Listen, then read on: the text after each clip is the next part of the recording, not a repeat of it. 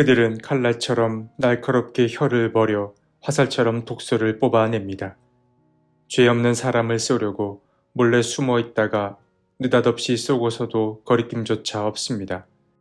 그들은 악한 일을 두고 서로 격려하며 남몰래 올가미를 치려고 모의하며 누가 우리를 보랴 하고 큰 소리를 칩니다. 그들이 악을 꾀하고 은밀하게 음모를 꾸미니 사람의 속마음은 참으로 알 수 없습니다. 시편 64편 3에서 6절 말씀. 시편 64편의 시인은 분위기로 봐서 시편의 저자가 누군가로부터 공격을 받고 있는 상황임을 알 수 있습니다. 그에게 고통을 주는 대상이 누구인지 정확히 명시되어 있진 않지만 시인은 이들을 일러 원수라고 말하고 있습니다.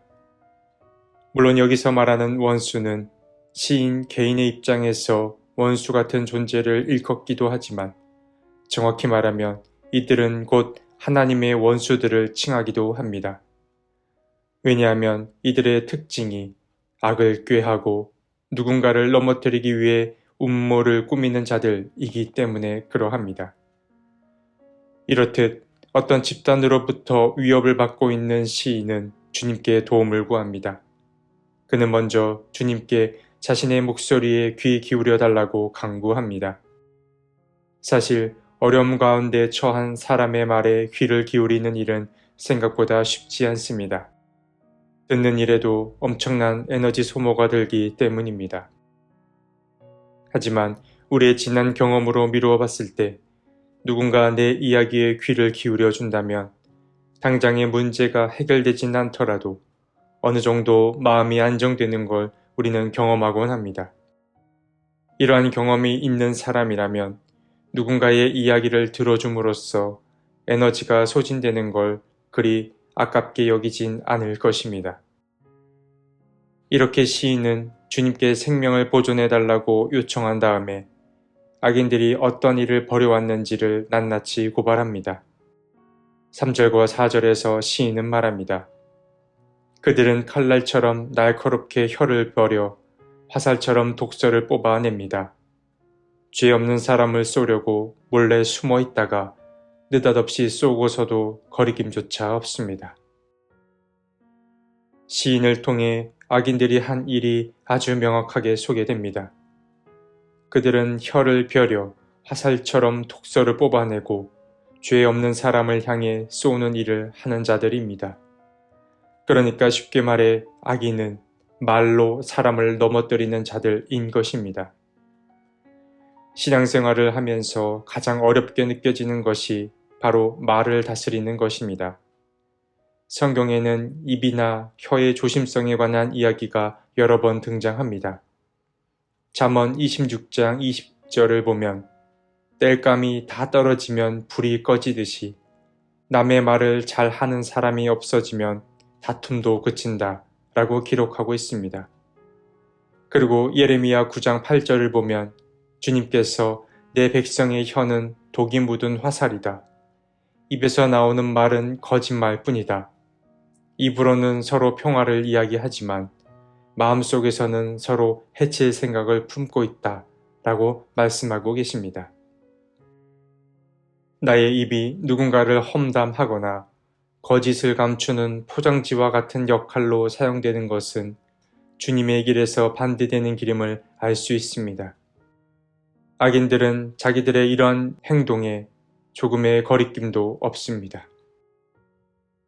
이어서 시인은 하나님이 어떤 분이신지 우리에게 알려주는데 하나님은 이러한 악인들의 행위를 그저 바라만 보는 분이 아님을 알 수 있습니다. 하나님은 악인들에게 있어서 철저히 인과응보의 하나님이십니다. 그러니까 주님은 악인들에게 그 행위의 대가를 고스란히 돌려주는 분인 것입니다. 시인은 말합니다. 그러나 하나님이 화를 쏘실 것이니 그들이 화살을 맞고서 순식간에 쓰러질 것이다. 하나님은 그들이 혀를 올려서 한 말 때문에 그들을 멸하실 것이니 이것을 보는 자마다 도망칠 것이다. 주님은 악인들을 향해 활을 쏩니다. 그 활이 악인들이 쏘았던 그 입술의 화살을 말하는지 확실히 알 수 없으나 시인은 주님께서 그들이 혀를 함부로 놀려서 한 그 말 때문에 멸하게 될 거라고 이야기합니다. 오늘 시편 64편에는 원수들로부터 고통받는 한 인물이 등장했습니다. 성경에 등장하는 원수 혹은 악인은 매우 악하거나 매우 뛰어난 일을 가리키지 않습니다. 그들은 우리와 크게 다르지 않은 평범한 자들입니다. 이렇게 평범했던 이들이 하나님의 반대편에 서게 된 이유는 분명합니다. 주님을 향한 마음이 변했거나 또 거짓을 말하거나 혹은 남의 것을 빼앗거나 아니면 입술을 함부로 놀렸기 때문입니다. 이러한 맥락에서 본다면 우리도 얼마든지 하나님의 원수가 될 가능성을 품고 있다라고 말할 수 있습니다. 본문을 읽으며 다루진 않았지만 오늘 시편의 내용은 바로 이 한 단어로 요약할 수 있다고 여겨집니다. 그것은 6절에 나온 표현입니다. 사람의 속마음은 참으로 알 수 없습니다. 라는 말입니다. 사람은 누군가의 속마음을 다 알 수 없습니다. 우리는 우리의 속마음도 알기 어렵습니다. 이 말에 얼마나 동의하실진 모르겠습니다만 자신이 정확히 무엇을 원하고 바라는지 알기란 여간 어려운 일이 아닙니다. 누군가를 잘 이해하기 위해서는 자신에 대한 이해부터 깊어질 필요가 있습니다.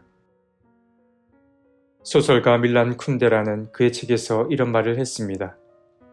사람이 무엇을 희구해야만 하는가를 안다는 것은 절대 불가능하다라고 말입니다.